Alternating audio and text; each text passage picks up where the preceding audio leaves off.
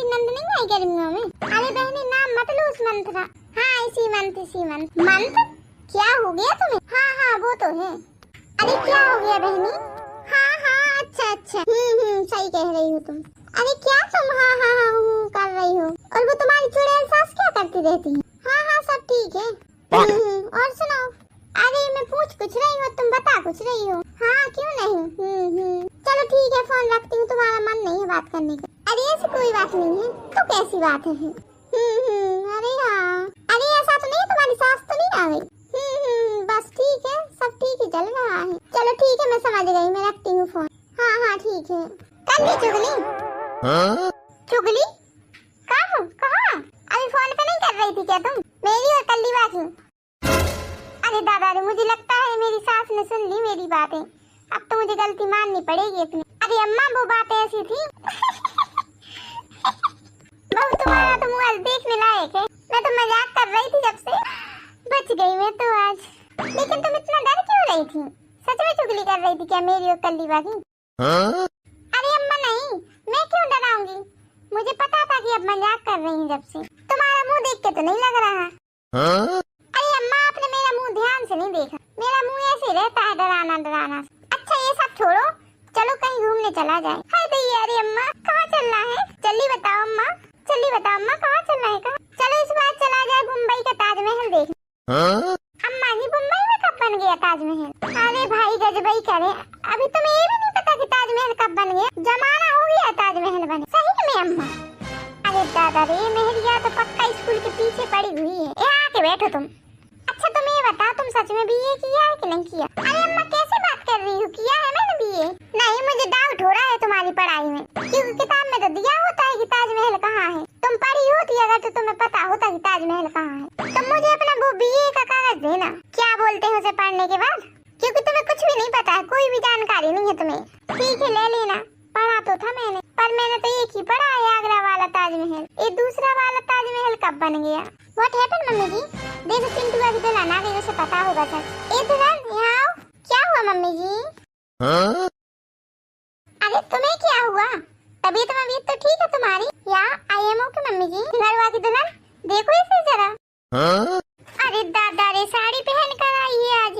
क्या किया मैंने चिंटू तेरे प्यार में? अरे अम्मा आप क्यों ऐसा मुंह खोले हो डिब्बा के जैसा? आपको तो खुश होना चाहिए। आप बोलती थी कि धोती नहीं पहनती। आज उसने साड़ी पहन ली तो आपको फिर भी दिक्कत हो रही। अरे वो तो सब ठीक है, तुम इससे कुछ सीखो, तुम्हें तो कुछ आता ही नहीं है। मेरी बहू देखो साड़ी पहनने के बाद कितनी अच्छी लग रही है। पढ़ी लिखी भी है और संस्कार भी है इसमें, और उसको सब कुछ आता है। मतलब घुमा फिरा के बुढ़िया मुझे को सुनाएगी। और इस ससुराल को क्या कहूँ, बड़े एक्शन में साड़ी पहन कर आई है, बड़ी सियानी साड़ी पहन कर आ गई। अब सास मुझे ये बातें सुनाएगी? बड़ी आफत है मेरी तो हर जगह से। मम्मी जी आप कुछ कह रही थी? अरे हाँ मैं ये बोल रही थी, इसको बता मुंबई में ताजमहल कब बना? बताओ, इसने बीए किया है और इसे ये भी नहीं पता। जनरल नॉलेज की चीजें मुझे पता है, मैंने तो पढ़ाई भी नहीं की। मम्मी जी ताजमहल मुंबई में नहीं है, आगरा में है। कहाँ? Mumbai? I mean to say Mumbai नहीं है, आगरा में है ताजमहल। है ना छुटकी बा? यही तो मैं अम्मा से जब से बोल रही हूँ, मेरी बात मान ही नहीं रही थी। अम्मा अब आपने सुन लिया अपनी छोटी बहू से? हाँ सुन लिया मैंने। पहले मुंबई था, अब आगरा में भेज दिया होगा ताजमहल। पता नहीं बैठे बैठे क्या क्या चरित्र काटते रहते हैं। अरे मम्मी जी उसको भेजा कहीं नहीं गया, वो कोई चीज सामान नहीं है कि उसे भेज देंगे कहीं भी। अरे जो भी हो मैं नहीं जानती, चलना हो तो बताओ, सब बातें छोड़ो। हाँ मम्मी जी चलूंगी, क्यों नहीं चलूंगी मैं। बतावा उस रानी को उसका पति कितना चाहता था कि उसके खातिर इतना बड़ा ताजमहल बनवा दिया। एक जो मेरे यहाँ है झिंगराऊ।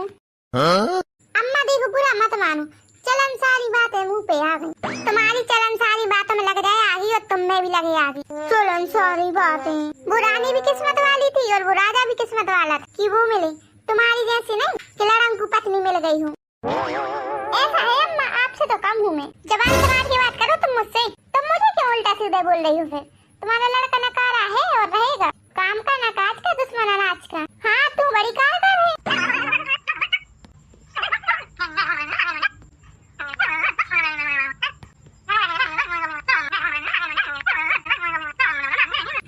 गाइस रुको स्टॉप गाइस रुको। तुम गाइस किसको कह रही हो? ये कौन है यहाँ पे? अरे आप ही लोगों को बोल रही थी। अरे अम्मा आप सुन रही हो? ये हम लोगों को हड़का रही थी इज्जत। छोटे बड़ों का कोई लिहाज नहीं है इसको तो। हाँ जैसे तुम तो बहुत करती हो लिहाज हम लोगों का। लिहाज नहीं है, पटर पटर मुझसे लड़ाई कर रही है और उसको बता रही है कि लिहाज नहीं। ठीक है तो मैं यहाँ से चली जाती हूँ, मुझे नहीं जाना कहीं घूमने। हाँ तुम जाओ चाहे ना जाओ, तुम्हारी जरूरत भी नहीं है हम लोग। तुम नहीं जाओगी तो कल लीबा को बुला लेंगे हम लोग। अरे अम्मा मैं जाऊंगी, मैं तो मजाक कर रही थी। ऐसे मजाक मुझसे मत किया करो, नहीं तो किसी दिन सही हो जाएगा ये मजाक। आप लोग तो थोड़ी थोड़ी बात पर लड़ने लगते हो। बताओ नहीं तो ताजमहल राजा रानी के पीछे लड़ गए आप लोग। दीदी जी आप क्या कह रही थी? रानी बड़ी किस्मत वाली है ही है। अब तुम क्या समझोगी? तुम्हें तो मिल गया है चिंटुआ। मेरे दिल से पूछ दीदी जी, ऐसा नहीं है। बेचारी रानी, उन्होंने बहुत कष्ट सहे हैं। 19 साल की शादी में 14 बच्चे को पैदा किया। अरे इसमें कौन सी बड़ी बात है? पहले ऐसे ही होता था सबके यहाँ लड़के बच्चे, कोई के 11, कोई के 12, कोई के 14, कोई के 18, 7-8 से बच्चे किसी के कम नहीं होते थे पहले। उसी में आधे मरते थे आधे बचते थे। सुन रही हो दीदी जी आप? रानी ने भी 14 बच्चों को जन्म दिया था, जिसमें से 7 बचे थे और 7 मर गए थे। जब वो आखिरी बार मरी थी ना, तब भी उनकी डिलीवरी हुई थी, उसी कारण से वो मर गई। फिर वो भी महल में नहीं, जंगल में तंबू में हुआ था उनका आखिरी बच्चा, क्योंकि वो लड़ाई वड़ाई में राजा के साथ जाती थी हमेशा। तड़प तड़प कर वही मर गई वो बेचारी। बताओ मरने के बाद स्मारक बनाया तो क्या हुआ उसका? आप ही बताओ कौन किस्मत वाला है आप, कि वो रानी थी किस्मत वाली? अरे हटाओ ये सब बातें, अब मैं नहीं जाऊंगी ताजमहल घूमने। कितना बुरा हुआ महारानी के साथ। नहीं दीदी जी चलिए, एक बार मिलकर आइए मुमताज महल से। अरे जल्दी जल्दी तैयारी कर लो तुम लोग, नहीं तो हवाई जहाज निकल जाएगा फिर। क्यों बहनी आप कहाँ से आई? यहाँ क्यों खड़ी हो गई हो? हम बहनी नहीं है आपकी, आपकी बहू है। बहू है? अरे मेरा मतलब यह है आपकी बहू की बहन हूँ। कौन सी बहू की बहन हो तुम? छिपकलिया की बहू की बहन हो? अरे नहीं, मैं आपकी बहू की बहन हूँ, छिपकली की बहन नहीं हूँ। अरे मेरा मतलब वही था, मेरी बड़ी बहू झिंगुरवा की पत्नी, उसी को छिपकलिया बोलती हूँ। उसी की बहन हो ना तुम? हाँ हाँ, झिंगुर की दुल्हन की। हाँ तो बताओ अचानक से कैसे आना हुआ? हाँ वो बहन ने बताया था कि वो लोग घूमने जा रहे हैं आगरा, तो बहनी ने कहा समय हो तो आ जाओ घूमने। तो मैंने कहा ठीक है मैं आ रही हूँ, मेरे पास तो टाइम है इसलिए मैं चली आई। फिर मैंने अम्मा बाबूजी को फोन कर दिया और छुटकी बहन को भी बुला लिया, सब लोग आने वाले हैं कुछ समय में।